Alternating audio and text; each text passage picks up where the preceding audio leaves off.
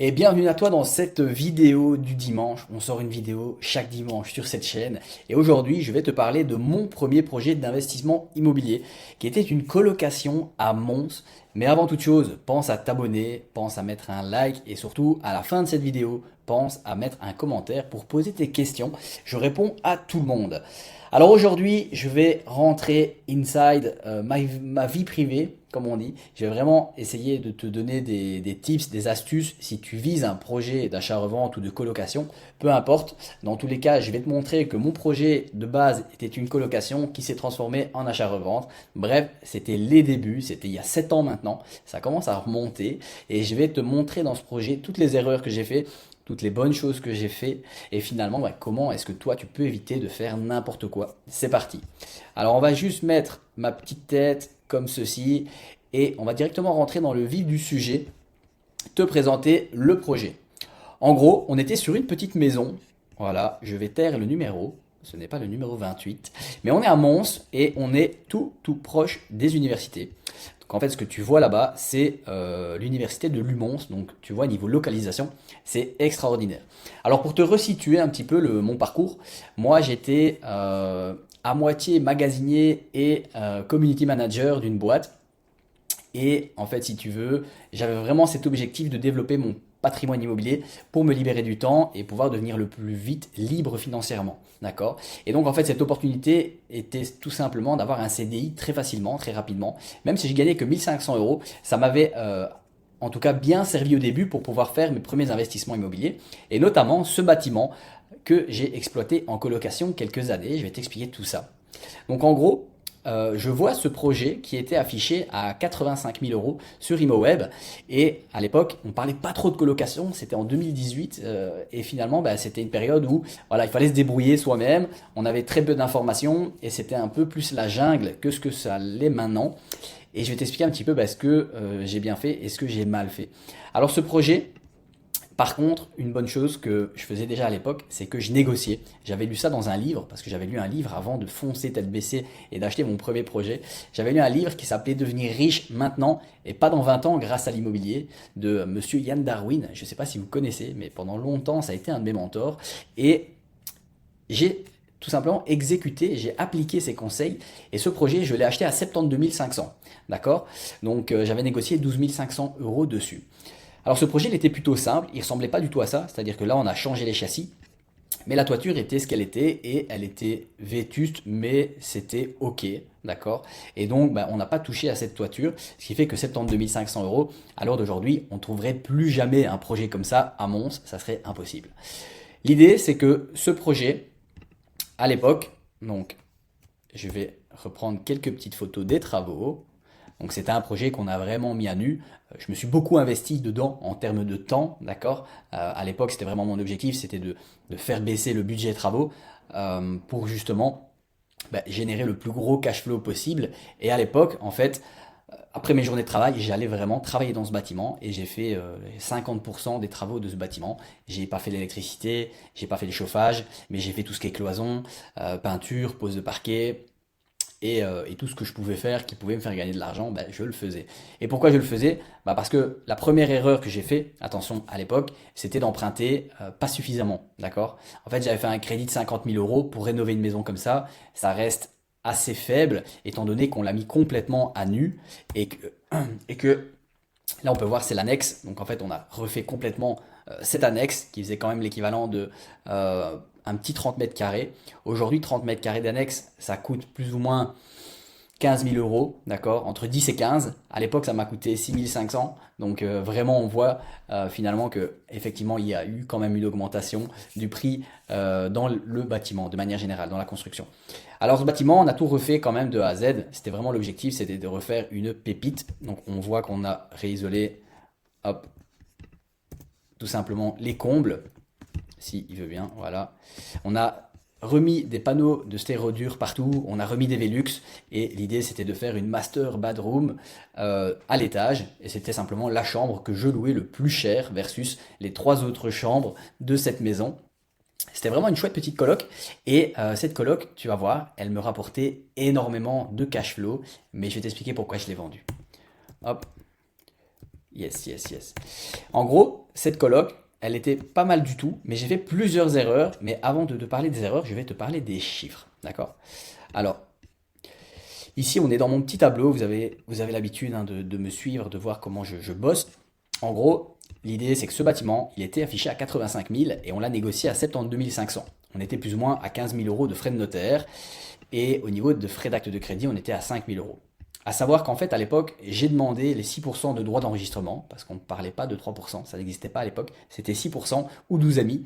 Et j'ai demandé les 6%, mais lorsque j'ai revendu, j'ai dû régulariser la différence entre les 6 et les 12,5. Pourquoi? Parce que simplement, je ne suis jamais domicilié dans ce bâtiment. D'accord? Alors, au niveau des travaux, bon, j'ai répertorié plus ou moins 41 488, mais on était en tout cas plutôt sur 50 000 euros d'emprunt à la banque. Et au niveau du crédit, en fait, c'était vraiment assez fou parce qu'au niveau du crédit, je pense que je remboursais 600 euros par mois. C'était vraiment ridicule. Donc, je vais retrouver ça ici au niveau donc de mon cash flow. On va retourner dans l'onglet crédit. On va reprendre ça. Donc, on avait acheté 72 500 et on a emprunté 50 000. Donc, je pense qu'on était sur 115 000 euros de crédit. Donc, plutôt, on va mettre ça ici au niveau des travaux empruntés. Hop, hop. Ouais, et pas là, du coup, voilà. On était à un taux vraiment plus sympathique qu'aujourd'hui. On était à du 2,1, ok, sur 25 ans. Et ça me faisait une histoire de 600 euros par mois. Mince, hop, on revient ici. On était plutôt sur 600 euros par mois. On louait donc 4 chambres et les chambres, je les louais à 300. Il y en a 3 que je louais à 370 euros, d'accord, hors charge. Et il y en a une ou même je louais charge comprise à l'époque. Déjà là, c'est une deuxième erreur. C'est à l'époque, je louais charge comprise par simplicité, par manque de gestion administrative et de simplement de clarté. Ben, je pensais qu'il fallait louer charge comprise. Donc ça a été ma première grosse erreur à l'époque parce que je me suis fait rattraper évidemment par les charges qui étaient explosives. Mais donc, je louais plus ou moins 400, 400, 400 et 450 pour la plus grande des chambres. Donc, j'étais plus ou moins à 1650 par mois de loyer brut, d'accord? Et les charges locatives, ben, j'avais estimé que ça me coûterait plus ou moins 300-400 euros par mois. Mais donc, on va mettre 300 euros. J'étais donc à 1650 moins 300 euros de charges locatives. J'étais ben, finalement... Non, charge locative, le loyer, le crédit, pardon, 600 euros. Donc ici, on est à B9 moins B10 moins B8. Et donc, on était à un loyer net de 750 euros. C'est plutôt un cash flow. Non, loyer net mensuel. Pourquoi il me parle? Ah non, voilà, c'est ça. Donc, loyer net, c'est simplement 1650 moins 300. Donc, c'est 1350, voilà. Et donc, on était à 750 euros de cash flow net mensuel, ce qui est assez impressionnant. Lorsqu'on commence dans l'immobilier, imaginez-vous, j'ai 25 ans, c'est mon premier projet. Avant ça, je pensais jamais à faire de l'immobilier. C'était pas du tout quelque chose qui me parlait. Personne n'en parlait finalement en fait. Il n'y avait pas YouTube, il y avait pas les réseaux sociaux autant développés que maintenant. Instagram, j'étais même pas dessus. Donc moi, faire mon premier projet, faire 750 euros de cash flow net par mois, bah, c'était juste incroyable. Et pourquoi j'ai vendu ce bâtiment? Bah, je vais vous expliquer. En gros, l'idée c'est que j'ai fait pas mal d'erreurs. J'ai eu pas mal de problèmes. Alors, j'ai eu un gros problème, c'est avec le voisinage. En gros, au début, j'ai essayé de régler tous les problèmes de mes locataires comme si on était potes. Comme si, en fait, le problème, c'est qu'ils avaient le même âge que moi, presque, mes locataires. Et donc, j'avais un peu une situation où, dès qu'ils avaient un problème, bah, j'ai essayé d'être présent, j'ai essayé de régler cela. Et par exemple, les locataires que j'avais à l'époque se prenaient la tête avec le voisin, qui était un perturbé mental et qui m'appelait toujours à minuit pour me dire que les locataires faisaient du bruit. Et en fait, il me mettait tellement de pression que la gestion de ce bâtiment était devenue invivable pour moi.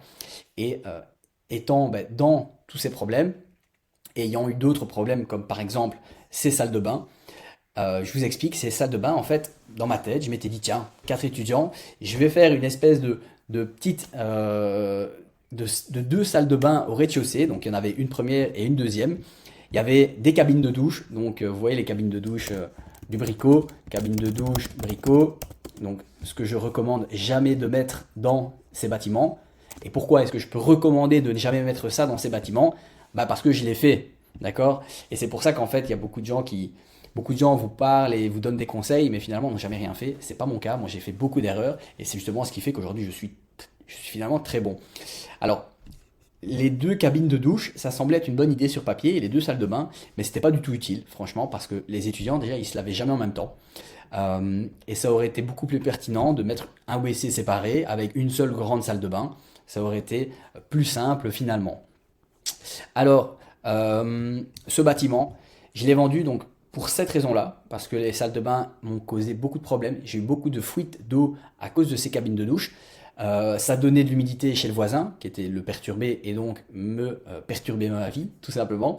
Euh, un bâtiment qui avait été mal pensé, parce que les salles de bain au rez-de-chaussée, deux salles de bain, c'était pas du tout optimal. Aujourd'hui, lorsque j'accompagne des clients dans des projets de colocation, on va essayer de se focus sur une belle grande salle de bain ou bien une douche privative dans chaque chambre. Ça, c'est vraiment le summum du luxe.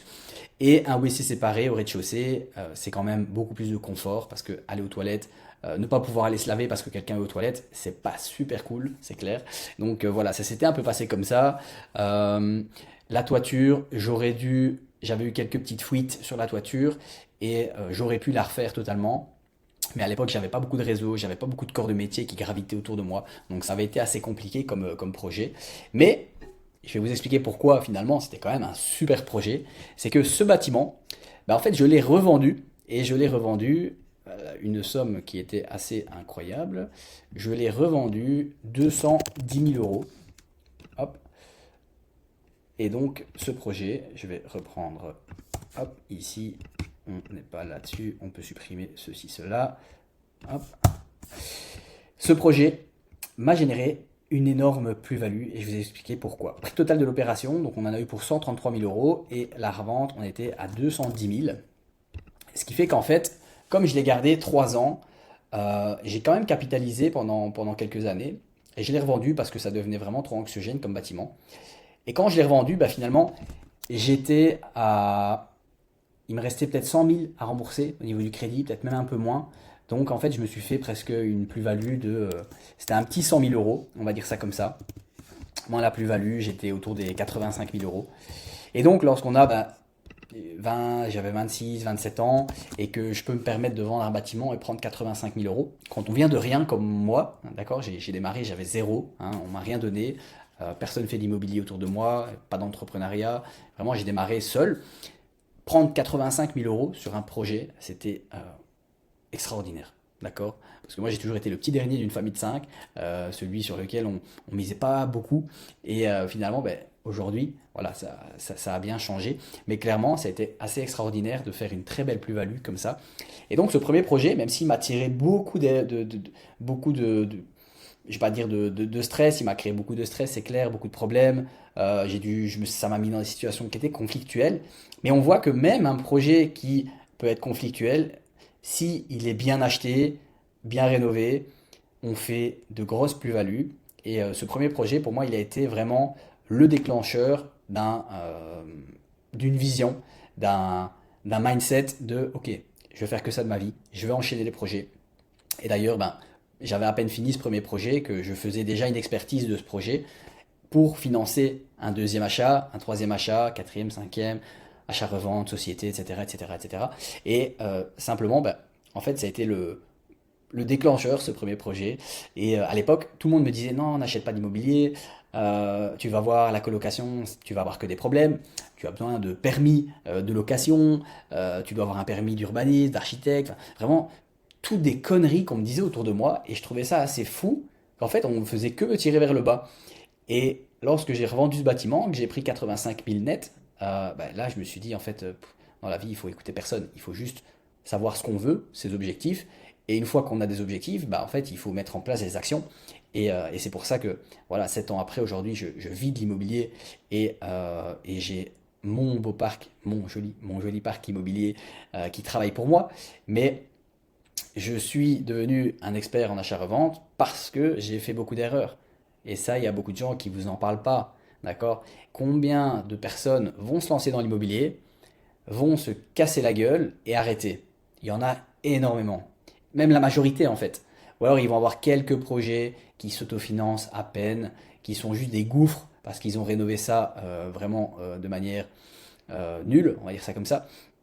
Et voilà, ils vont mettre 10 ans à avoir 3 à 4 bâtiments. Et c'est des bâtiments qui vont pas être du tout rentables.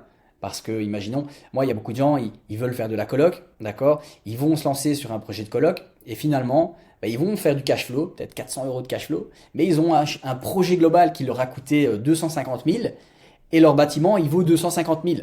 Pour moi, c'est vraiment un projet qui est acheté à la poubelle, quoi. Il n'y a rien de bien à faire avec ça. Et là, vous allez me dire, ouais, mais pourquoi? Je fais quand même 400 à 500 euros de cash flow par mois. Waouh, ça va rien changer à votre vie de faire ça. Et je vous explique pourquoi, parce que le jour où vous allez vouloir revendre ce bâtiment, pour X ou Y raison, bah en fait, à part après 15 ans, quand vous aurez capitalisé un petit peu dessus, vous allez gagner de l'argent. Mais l'objectif, c'est de, quand on fait un investissement immobilier, et c'est ce que je répète à mes élèves au quotidien, c'est il faut créer de la valeur tout de suite.